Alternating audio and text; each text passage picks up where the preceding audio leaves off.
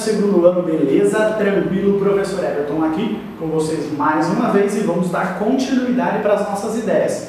A gente está estudando artes cênicas a partir da Renascença ali, e aí nós vamos entrar agora num conteúdo que é um pouquinho mais tinhoso, então tem que prestar bastante atenção aí e ficar esperto. Vamos lá.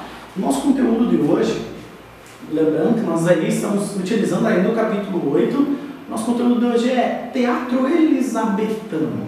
Interessante. Quando a gente se refere a essa ideia de teatro elisabetano, nós temos aí duas características importantes. Em primeiro lugar, nós temos que lembrar que estamos deixando agora de tratar de um teatro mais popularesco, estamos trabalhando com um teatro que é um pouco mais eruditizado, dá para se usar esse termo sim, um teatro um pouquinho mais elitista.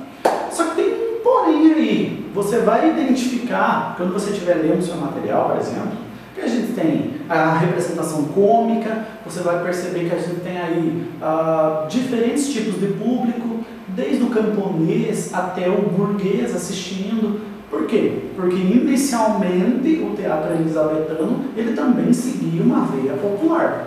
Depois isso foi se restringindo, certo? Eu já vou começar do depois. Por quê? Porque o grande representante que nós podemos citar do teatro elisabetano é o senhor William Shakespeare.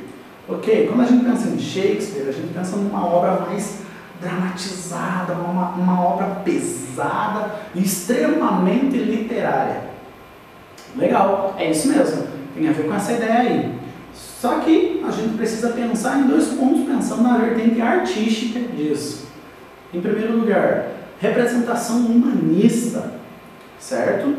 O literato começa a trazer a humanização para os personagens, porque a gente acabou de sair da Idade Média, bichos. E aí, o que está acontecendo lá? Na Idade Média a gente tinha a divindade como principal estrutura de pensamento, e agora a humanização, o sentimento exacerbado, por isso que o Shakespeare traz toda essa tendência pesada aí, justamente pelo fato de que a humanidade é mais importante agora, justamente seguindo a ideia de cultura greco-romana, certo?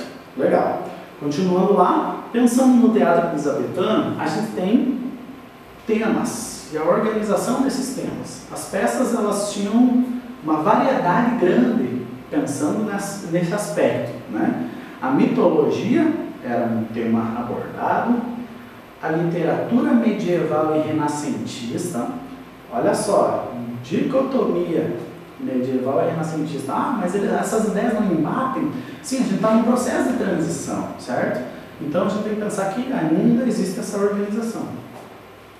E aí, a história da Inglaterra. Interessante pensar nesses aspectos quando a gente pensa em Shakespeare, certo? A ideia da guerra, a ideia, vamos pensar ali em Romeu e Julieta, né? A ideia da rivalidade e do ódio entre famílias diferentes, justamente pelo fato de que ocupam lugares diferentes em posicionamentos militarizados mesmo, de guerra, né? Ou em colocações sociais diferentes.